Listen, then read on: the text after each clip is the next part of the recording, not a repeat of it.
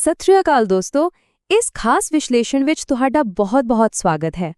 ਅੱਜ ਅਸੀਂ ਅਸਲ ਵਿੱਚ ਹਜ਼ਾਰਾਂ ਸਾਲਾਂ ਦੇ ਮਨੁੱਖੀ ਇਤਿਹਾਸ ਨੂੰ ਇੱਕ ਬਹੁਤ ਹੀ ਸਪਸ਼ਟ ਅਤੇ ਦਿਲਚਸਪ ਸਫ਼ਰ ਵਿੱਚ ਬਦਲਣ ਵਾਲੇ ਹਾਂ।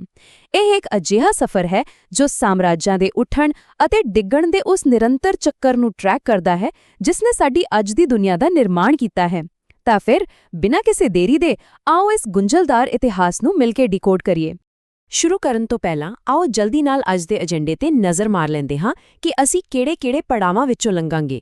ਇਤਿਹਾਸ ਦੀ ਇਸ ਵੱਡੀ ਉਥਲ-ਪੁਥਲ ਨੂੰ ਅਸੀਂ 5 ਮੁੱਖ ਯੁੱਗਾਂ ਵਿੱਚ ਵੰਡਿਆ ਹੈ। ਪਹਿਲੇ ਸ਼ੁਰੂਆਤੀ ਸਾਮਰਾਜਿਆਂ ਤੋਂ ਲੈ ਕੇ ਵਿਸ਼ਵਾਸ ਅਤੇ ਰੋਮ ਤੱਕ, ਫਿਰ ਮਾਈਗ੍ਰੇਸ਼ਨ, ਗਲੋਬਲ ਖੋਜਾਂ ਅਤੇ ਅੰਤ ਵਿੱਚ ਆਧੁਨਿਕ ਉਦਯੋਗ ਅਤੇ ਬਗਾਵਤ ਤੱਕ।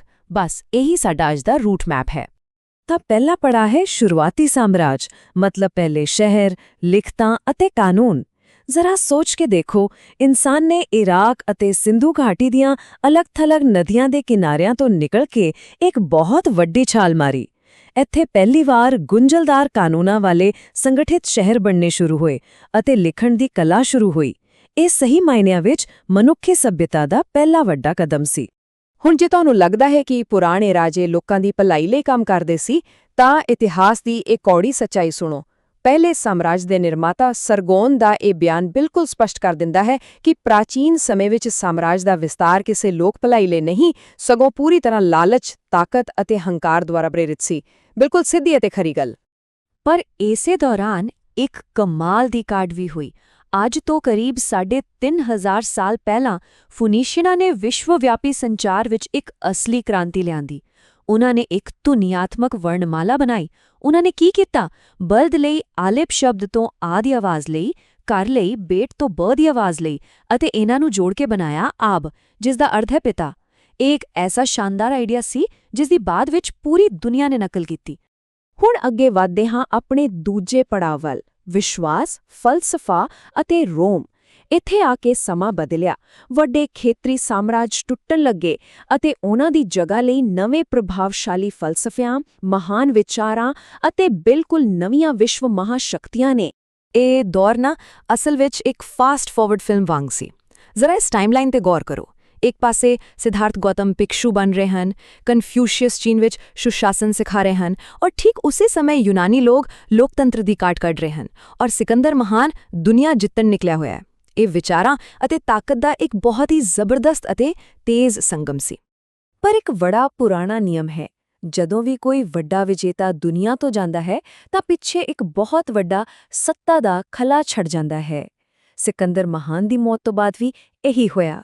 ਹੁਣ ਦੁਨੀਆ ਤੇ ਕੌਣ ਰਾਜ ਕਰੇਗਾ? ਇਸ ਇੱਕ ਸਵਾਲ ਨੇ ਉਸਦੇ ਆਪਣੇ ਜਰਨੈਲਾਂ ਨੂੰ ਆਪਸ ਵਿੱਚ ਲੜਨ ਅਤੇ ਉਸਦੇ ਇੰਨੇ ਵੱਡੇ ਸਾਮਰਾਜ ਨੂੰ ਟੁਕੜਿਆਂ ਵਿੱਚ ਵੰਡਣ ਲਈ ਮਜਬੂਰ ਕਰ ਦਿੱਤਾ। ਇਸੇ ਦੌਰਾਨ ਇੱਕ ਹੋਰ ਵੱਡੀ ਸ਼ਕਤੀ ਉੱਭਰ ਰਹੀ ਸੀ, ਰੋਮਨ ਸਾਮਰਾਜ। ਉਹ ਪੱਛਮ ਵੱਲ ਫੈਲ ਰਹੇ ਸਨ, ਨਵਾਂ ਢਾਂਚਾ ਬਣਾ ਰਹੇ ਸਨ। ਪਰ ਇੱਥੇ ਇਤਿਹਾਸ ਨੇ ਇੱਕ ਬਹੁਤ ਹੀ ਅਜੀਬ ਕਰਵਟ ਲਈ। ਉਨ੍ਹਾਂ ਨੇ ਜੀਜ਼ੂ ਨਾਮ ਦੇ ਇੱਕ ਵਿਅਕਤੀ ਨੂੰ ਸੂਲੀ ਤੇ ਚੜਾਉਣ ਦਾ ਫੈਸਲਾ ਕੀਤਾ ਅਤੇ ਉਨ੍ਹਾਂ ਨੂੰ ਇਸ ਗੱਲ ਦਾ ਬਿਲਕੁਲ ਅੰਦਾਜ਼ਾ ਨਹੀਂ ਸੀ ਕਿ ਉਨ੍ਹਾਂ ਦਾ ਇਹ ਕਦਮ ਅਣਜਾਣੇ ਵਿੱਚ ਹੀ ਇੱਕ ਅਜਿਹੀ ਵਿਸ਼ਵਵਿਆਪੀ ਧਾਰਮਿਕ ਲਹਿਰ ਨੂੰ ਜਨਮ ਦੇ ਦੇਵੇਗਾ ਜੋ ਉਨ੍ਹਾਂ ਦੇ ਆਪਣੇ ਭਾਰੀ ਅਤਿਆਚਾਰਾਂ ਦੇ ਬਾਵਜੂਦ ਵੀ ਲਗਾਤਾਰ ਵੱਧਦੀ ਜਾਵੇਗੀ। ਇਹ ਸਭ ਸਾਨੂੰ ਲਿਆਉਂਦਾ ਹੈ ਸਾਡੇ ਤੀਜੇ ਪੜਾਅ ਤੇ, ਮਾਈਗ੍ਰੇਸ਼ਨ ਅਤੇ ਮੱਧਕਾਲੀ ਸ਼ਕਤੀਆਂ। ਜਦੋਂ ਪੁਰਾਣੇ ਸਾਮਰਾਜ ਟੁੱਟੇ ਤਾਂ ਦੁਨੀਆ ਨੇ ਗਤੀ ਫੜ ਲਈ। ਇਹ ਯੁੱਗ ਵੱਡੇ ਪੱਧਰ ਤੇ ਆਬਾਦੀ ਦੇ ਇੱਧਰ-ਉੱਧਰ ਜਾਣ, ਖਾਨਾਬਦੋਸ਼ ਹਮਲੇ ਅਤੇ ਮੱਧਕਾਲੀ ਸ਼ਕਤੀਆਂ ਦੇ ਮਜ਼ਬੂਤ ਹੋਣ ਦਾ ਦੌਰ ਸੀ। ਦੁਨੀਆ ਸੱਚਮੁੱਚ ਹਿਲ-ਜੁਲ ਕਰ ਰਹੀ ਸੀ। ਵੈਸੇ ਇਤਿਹਾਸ ਹਮੇਸ਼ਾ ਗੰਭੀਰ ਨਹੀਂ ਹੁੰਦਾ, ਕਈ ਵਾਰ ਇਹ ਬੜਾ ਮਜ਼ਾਕੀਆ ਵੀ ਹੁੰਦਾ ਹੈ। ਉਦਾਹਰਣ ਲਈ ਪੁਰਾਣੇ ਸਮੇਂ ਦੀਆਂ ਸਾਫ਼-ਸਫਾਈ ਦੀਆਂ ਆਦਤਾਂ ਹੀ ਲੈ ਲਓ। ਇੱਕ ਪਾਸੇ ਚੀਨੀ ਰਾਜਵੰਸ਼ ਇੰਨੇ ਐਡਵਾਂਸ ਸਨ ਕਿ ਉਨ੍ਹਾਂ ਨੇ ਉਸ ਜ਼ਮਾਨੇ ਵਿੱਚ ਟਾਇਲਟ ਪੇਪਰ ਦੀ ਕਾਢ ਕੱਢ ਲਈ ਸੀ, ਜਦੋਂ ਕਿ ਦੂਜੇ ਪਾਸੇ ਮਹਾਨ ਰੋਮਨ ਲੋਕ ਅਜੇ ਵੀ ਡੰਡਿਆਂ ਤੇ ਲੱਗੇ ਸਪੰਜਾਂ ਨਾਲ ਆਪਣਾ ਕੰਮ ਚਲਾ ਰਹੇ ਸਨ। ਤਕਨੀਕੀ ਤਰੱਕੀ ਦਾ ਇੱਕ ਕਿੰਨਾ ਹੈਰਾਨੀਜਨਕ ਅਤੇ ਹਾਸੋਹੀਣ ਅੰਤਰ ਹੈ ਨਾ। ਖੈਰ, ਵਾਪਸ ਵੱਡੀਆਂ ਘਟਨਾਵਾਂ ਵੱਲ ਆਉਂਦੇ ਹਾਂ। ਮੱਧਕਾਲੀ ਦੌਰ ਵਿੱਚ ਚੀਜ਼ਾਂ ਬਹੁਤ ਤੇਜ਼ੀ ਨਾਲ ਬਦਲੀਆਂ। ਸਿਰਫ ਕੁਝ ਹੀ ਸਮੇਂ ਦੇ ਅੰਦਰ ਮੁਹੰਮਦ ਨੇ ਅਰਬ ਕਬੀਲਿਆਂ ਨੂੰ ਇਸਲਾਮ ਦੇ ਅਧੀਨ ਇਕਜੁੱਟ ਕਰ ਲਿਆ। ਨਤੀਜਾ, ਇੱਕ ਬੇਮਿਸਾਲ ਅਤੇ ਵਿਸ਼ਾਲ ਸਾਮਰਾਜ ਖੜਾ ਹੋ ਗਿਆ। ਉਨ੍ਹਾਂ ਦਾ ਵਿਸਤਾਰ ਯੂਰਪ ਵਿੱਚ ਫ੍ਰੈਂਕਸ ਦੁਆਰਾ ਰੋਕਿਆ ਗਿਆ, ਜਿਸ ਤੋਂ ਬਾਅਦ ਨਵਾਂ ਪਵਿੱਤਰ ਰੋਮਨ ਸਾਮਰਾਜ ਹੋਂਦ ਵਿੱਚ ਆਇਆ, ਜੋ ਉਨ੍ਹਾਂ ਦਾ ਸਭ ਤੋਂ ਵੱਡਾ ਵਿਰੋਧੀ ਬਣਿਆ। ਅਤੇ ਜੇਕਰ ਤੁਹਾਨੂੰ ਲੱਗਦਾ ਹੈ ਕਿ ਝੂਠੇ ਇਸ਼ਤਿਹਾਰ ਜਾਂ ਰੀਅਲ ਏਸਟੇਟ ਸਕੈਮਸ ਅੱਜਕੱਲ ਦੀ ਗੱਲ ਹੈ, ਤਾਂ ਜ਼ਰਾ ਵਾਈਕਿੰਗਸ ਵੱਲ ਦੇਖੋ। ਇਤਿਹਾਸ ਦਾ ਇਹ ਬੜਾ ਮਜ਼ੇਦਾਰ ਤੱਥ ਹੈ ਕਿ ਇਹਨਾਂ ਭਿਆਨਕ ਯੋਧਿਆਂ ਨੇ ਲੋਕਾਂ ਨੂੰ ਬਰਫੀਲੇ ਇਲਾਕਿਆਂ ਵਿੱਚ ਵਸਾਉਣ ਲਈ ਸ਼ਾਬਦਿਕ ਤੌਰ ਤੇ ਧੋਖੇ ਦਾ ਸਹਾਰਾ ਲਿਆ। ਮਤਲਬ ਪੂਰੀ ਤਰ੍ਹਾਂ ਬਰਫ਼ ਨਾਲ ਢਕੇ ਇਲਾਕੇ ਦਾ ਨਾਮ ਗ੍ਰੀਨਲੈਂਡ ਯਾਨੀ ਹਰੀ ਭੂਮੀ ਰੱਖਣਾ, ਇਸ ਤੋਂ ਵੱਡਾ ਸਕੈਮ ਕੀ ਹੋ ਸਕਦਾ ਹੈ। ਚੌਥਾ ਪੜਾਅ, ਗਲੋਬਲ ਖੋਜ ਅਤੇ ਜਿੱਤ। ਹੁਣ ਉਹ ਸਮਾਂ ਆ ਗਿਆ ਸੀ ਜਦੋਂ ਦੁਨੀਆ ਦੀਆਂ ਦੂਰੀਆਂ ਮਿਟਣ ਲੱਗੀਆਂ ਸਨ, ਪਰ ਇਹ ਕੋਈ ਸ਼ਾਂਤੀਪੂਰਵਕ ਮੇਲ ਨਹੀਂ ਸੀ। ਭਾਰੀ ਹਥਿਆਰਾਂ ਨਾਲ ਲੈਸ ਪਹਿਲਾਂ ਤੋਂ ਅਲੱਗ-ਥਲੱਗ ਰਹੀਆਂ ਦੁਨੀਆਵਾਂ ਆਖਰਕਾਰ ਇੱਕ ਦੂਜੇ ਨਾਲ ਜ਼ੋਰਦਾਰ ਤਰੀਕੇ ਨਾਲ ਟਕਰਾਉਣ ਲੱਗੀਆਂ ਸਨ। ਇਸ ਯੁੱਗ ਵਿੱਚ ਕਈ ਵਾਰ ਇਤਿਹਾਸ ਦੇ ਸਬਬ ਬੜੇ ਅਜੀਬ ਅਤੇ ਵਿਰੋਧੀ ਹੁੰਦੇ ਨੇ। ਮਿਸਾਲ ਵਜੋਂ, ਇੱਕ ਪਾਸੇ ਗੁਟਨਬਰਗ ਆਪਣੀ ਪ੍ਰਿੰਟਿੰਗ ਪ੍ਰੈਸ ਨਾਲ ਗਿਆਨ ਅਤੇ ਬਾਈਬਲਾਂ ਦਾ ਵੱਡੇ ਪੱਧਰ ਤੇ ਪ੍ਰਸਾਰ ਕਰ ਰਿਹਾ ਸੀ। ਨਵੀਂ ਤਕਨੀਕ ਆ ਰਹੀ ਸੀ, ਪਰ ਠੀਕ ਉਸੇ ਸਮੇਂ ਸਪੇਨ ਵਿੱਚ ਇਨਕੁਇਜ਼ੀਸ਼ਨ ਧਾਰਮਿਕ ਕੱਟੜਪੰਥ ਨੂੰ ਹਿੰਸਕ ਢੰਗ ਨਾਲ ਲਾਗੂ ਕਰ ਰਹੀ ਸੀ ਅਤੇ ਲੋਕਾਂ ਨੂੰ ਜ਼ਿੰਦਾ ਸਾੜ ਰਹੀ ਸੀ। ਇੱਕੋ ਸਮੇਂ ਤਰੱਕੀ ਅਤੇ ਹਨੇਰਾ ਇਕੱਠੇ ਚੱਲ ਰਹੇ ਸਨ। ਹੁਣ ਅਸੀਂ ਇਤਿਹਾਸ ਦੇ ਇੱਕ ਬਹੁਤ ਹੀ ਦੁਖਦਾਈ ਅਤੇ ਹਨੇਰੇ ਪੱਖ ਵੱਲ ਆਉਂਦੇ ਹਾਂ, ਪਾਰ ਅਟਲਾਂਟਿਕ ਵਪਾਰ। ਯੂਰਪੀਅਨ ਸ਼ਕਤੀਆਂ ਨੇ ਪ੍ਰਾਚੀਨ ਵਪਾਰਿਕ ਰਸਤਿਆਂ ਨੂੰ ਛੱਡ ਕੇ ਇੱਕ ਭਿਆਨਕ ਚੱਕਰ ਸ਼ੁਰੂ ਕੀਤਾ। ਪਹਿਲਾਂ ਅਫਰੀਕਾ ਵਿੱਚ ਸਮਾਨ ਦੇ ਬਦਲੇ ਗੁਲਾਮਾਂ ਨੂੰ ਖਰੀਦਣਾ, ਫਿਰ ਉਹਨਾਂ ਗੁਲਾਮਾਂ ਨੂੰ ਅਮਰੀਕਾ ਲਿਜਾ ਕੇ ਭੋਜਨ ਦੇ ਬਦਲੇ ਵੇਚਣਾ ਅਤੇ ਅੰਤ ਵਿੱਚ ਉਸ ਭੋਜਨ ਨੂੰ ਯੂਰਪ ਲਿਆ ਕੇ ਹੋਰ ਸਮਾਨ ਬਣਾਉਣਾ। ਇਹ ਇੱਕ ਕਦੇ ਨਾ ਖਤਮ ਹੋਣ ਵਾਲਾ ਬੇਰਹਿਮ ਚੱਕਰ ਸੀ। ਉੱਧਰ ਯੂਰਪ ਆਪਣੇ ਹੀ ਅੰਦਰੂਨੀ ਧਾਰਮਿਕ ਮਸਲਿਆਂ ਵਿੱਚ ਉਲਝਿਆ ਹੋਇਆ ਸੀ। ਮਾਰਟਿਨ ਲੂਥਰ ਉਸੇ ਪ੍ਰਿੰਟਿੰਗ ਪ੍ਰੈਸ ਦੀ ਵਰਤੋਂ ਕਰਕੇ ਪ੍ਰੋਟੈਸਟੈਂਟ ਸੁਧਾਰ ਦੀ ਵੱਡੀ ਲਹਿਰ ਸ਼ੁਰੂ ਕਰ ਰਿਹਾ ਸੀ।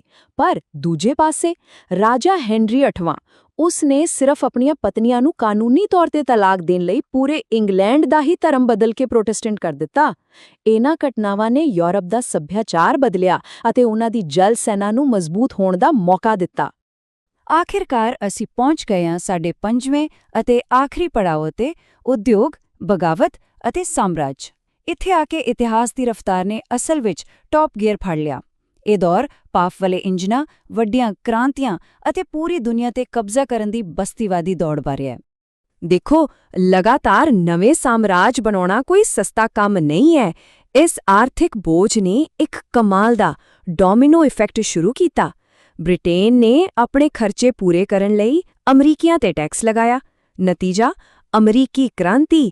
ਫਿਰ ਫਰਾਂਸ ਨੇ ਆਪਣੇ ਲੋਕਾਂ ਤੇ ਟੈਕਸ ਲਗਾਇਆ। ਨਤੀਜਾ ਫਰਾਂਸੀਸੀ ਕ੍ਰਾਂਤੀ। ਅਤੇ ਫਿਰ ਇਹ ਅੱਗ ਲਾਤੀਨੀ ਅਮਰੀਕਾ ਤੱਕ ਫੈਲ ਗਈ। ਇਹ ਸਾਫ਼ ਦਰਸਾਉਂਦਾ ਹੈ ਕਿ ਜਦੋਂ ਸਾਮਰਾਜ ਆਪਣੀ ਹੱਦ ਤੋਂ ਵੱਧ ਫੈਲ ਜਾਂਦੇ ਹਨ ਤਾਂ ਉਹ ਅਕਸਰ ਆਪਣੇ ਹੀ ਬੋਝ ਹੇਠਾਂ ਅੰਦਰੋਂ ਟੁੱਟ ਜਾਂਦੇ ਹਨ। ਇਸ ਦੌਰ ਵਿੱਚ ਦੁਨੀਆ ਭਰ ਵਿੱਚ ਕਿੰਨੀ ਵੱਡੀ ਅਸਥਿਰਤਾ ਸੀ, ਉਸ ਦਾ ਅੰਦਾਜ਼ਾ ਲਗਾਉਣ ਲਈ ਜ਼ਰਾ ਇਸ ਅੰਕੜੇ ਵੱਲ ਧਿਆਨ ਦਿਓ। 3 ਕਰੋੜ। ਜੀ ਹਾਂ, ਇਹ ਚੀਨ ਦੀ ਤਾਈਪਿੰਗ ਬਗਾਵਤ ਦੌਰਾਨ ਮਾਰੇ ਗਏ ਲੋਕਾਂ ਦਾ ਅੰਦਾਜ਼ਨ ਅੰਕੜਾ ਹੈ। ਅਤੇ ਸਭ ਤੋਂ ਵੱਧ ਹੈਰਾਨੀ ਦੀ ਗੱਲ ਕੀ ਹੈ, ਇਹ ਇੰਨੀ ਵੱਡੀ ਬਗਾਵਤ ਇੱਕ ਅਜਿਹੇ ਵਿਅਕਤੀ ਨੇ ਸ਼ੁਰੂ ਕੀਤੀ ਸੀ ਜੋ ਖੁਦ ਨੂੰ ਯਿਸੂ ਮਸੀਹ ਦਾ ਭਰਾ ਦੱਸਦਾ ਸੀ। ਸੱਚਮੁੱਚ ਇਤਿਹਾਸ ਕਲਪਨਾ ਨਾਲੋਂ ਵੀ ਵੱਧ ਅਜੀਬ ਹੋ ਸਕਦਾ ਹੈ। ਇਸ ਸਭ ਦੇ ਵਿਚਕਾਰ ਦਿਮਾਗ ਵਿੱਚ ਇੱਕ ਬਹੁਤ ਹੀ ਵਾਜਬ ਸਵਾਲ ਆਉਂਦਾ ਹੈ। ਜਦੋਂ ਪੱਛਮੀ ਯੂਰਪ ਦੁਨੀਆ ਭਰ ਵਿੱਚ ਫੈਲ ਰਿਹਾ ਸੀ, ਬ੍ਰਿਟਿਸ਼ ਆਪਣਾ ਝੰਡਾ ਗੱਡ ਰਹੇ ਸਨ, ਤਾਂ ਰੂਸ ਉਸੇ ਸਮੇਂ ਦੌਰਾਨ ਧਰਤੀ ਦੇ ਸਭ ਤੋਂ ਵੱਡੇ ਭੂਮੀ ਭਾਗ ਤੇ ਕਬਜ਼ਾ ਕਰਨ ਵਿੱਚ ਕਿਵੇਂ ਕਾਮਯਾਬ ਹੋ ਗਿਆ? ਇਹ ਕਿਵੇਂ ਹੋਇਆ? ਇਸ ਦਾ ਕਾਰਨ ਬੜਾ ਹੀ ਦਿਲਚਸਪ ਹੈ। ਜਦੋਂ ਬਿਜ਼ੈਂਤੀਨੀ ਸਾਮਰਾਜ ਦਾ ਪਤਨ ਹੋਇਆ ਤਾਂ ਮਾਸਕੋ ਨੇ ਅਸਲ ਵਿੱਚ ਖੁਦ ਨੂੰ ਤੀਜਾ ਰੋਮ ਘੋਸ਼ਿਤ ਕਰ ਦਿੱਤਾ। ਖੁਦ ਨੂੰ ਰੋਮ ਦਾ ਅਸਲ ਵਾਰਿਸ ਮੰਨ ਕੇ ਰੂਸੀ ਨੇਤਾਵਾਂ ਨੇ ਪਹਿਲਾਂ ਆਪਣੇ ਆਪ ਨੂੰ ਮੰਗੋਲਾਂ ਤੋਂ ਆਜ਼ਾਦ ਕਰਵਾਇਆ ਅਤੇ ਫਿਰ ਲਗਾਤਾਰ ਪੂਰਬ ਵੱਲ ਆਪਣਾ ਵਿਸਤਾਰ ਕਰਨਾ ਸ਼ੁਰੂ ਕਰ ਦਿੱਤਾ। ਇਸੇ ਵਿਸਤਾਰ ਨੇ ਆਉਣ ਵਾਲੇ ਸਮੇਂ ਦੀਆਂ ਵੱਡੀਆਂ ਜ਼ਮੀਨੀ ਜੰਗਾਂ ਦੀ ਨੀਂਹ ਰੱਖੀ। ਉਧਰ ਜੇਕਰ ਅਫਰੀਕਾ ਦੀ ਗੱਲ ਕਰੀਏ ਤਾਂ ਯੂਰਪੀਅਨ ਸੋਚ ਅਤੇ ਅਸਲ ਜ਼ਮੀਨੀ ਹਕੀਕਤ ਵਿੱਚ ਜ਼ਮੀਨ ਆਸਮਾਨ ਦਾ ਫਰਕ ਸੀ। ਯੂਰਪੀਅਨ ਆਪਣੇ ਵਿਕਾਸਵਾਦ ਦੀ ਥਿਊਰੀ ਦੇ ਆਧਾਰ ਤੇ ਮੰਨਦੇ ਸਨ ਕਿ ਉਹ ਰਾਜ ਕਰਨ ਲਈ ਸਭ ਤੋਂ ਯੋਗ ਹਨ। ਪਰ ਹਕੀਕਤ ਇਹ ਸੀ ਕਿ ਅਫਰੀਕੀ ਮਹਾਦੀਪ ਕੋਈ ਖਾਲੀ ਜਗ੍ਹਾ ਨਹੀਂ ਸੀ। ਉੱਥੇ ਪਹਿਲਾਂ ਤੋਂ ਹੀ ਸਥਾਨਕ ਆਬਾਦੀਆਂ ਅਤੇ ਬਹੁਤ ਹੀ ਅਮੀਰ ਸੰਗਠਿਤ ਸਮਾਜ ਮੌਜੂਦ ਸਨ। ਅਸਲ ਹਕੀਕਤ ਇਹ ਸੀ ਕਿ ਅਫਰੀਕਾ ਵਿੱਚ ਪਹਿਲਾਂ ਤੋਂ ਹੀ ਮਿਸਰ, ਮਾਲੀ, ਗਾਨਾ ਅਤੇ ਜ਼ੁਲੂਸ ਵਰਗੇ ਕਈ ਮਹਾਨ, ਤਾਕਤਵਰ ਅਤੇ ਇਤਿਹਾਸਿਕ ਸਾਮਰਾਜ ਮੌਜੂਦ ਸਨ। ਇਹ ਸਾਰੇ ਯੂਰੋਪੀਅਨ ਪ੍ਰਭਾਵ ਤੋਂ ਪੂਰੀ ਤਰ੍ਹਾਂ ਸੁਤੰਤਰ ਸਨ ਅਤੇ ਆਪਣੇ ਆਪ ਵਿੱਚ ਬਹੁਤ ਜ਼ਿਆਦਾ ਵਿਕਸਿਤ ਸਨ। ਯੂਰਪੀਅਨ ਬਿਰਤਾਂਤ ਅਕਸਰ ਇਸ ਅਮੀਰ ਇਤਿਹਾਸ ਨੂੰ ਨਜ਼ਰਅੰਦਾਜ਼ ਕਰ ਦਿੰਦਾ ਹੈ। ਅਤੇ ਹੁਣ ਇਸ ਸਫ਼ਰ ਦੇ ਅੰਤ ਵਿੱਚ ਸਭ ਕੁਝ ਦੇਖਣ ਤੋਂ ਬਾਅਦ ਇੱਕ ਬਹੁਤ ਹੀ ਡੂੰਘਾ ਅਤੇ ਖਤਰਨਾਕ ਸਵਾਲ ਪੈਦਾ ਹੁੰਦਾ ਹੈ।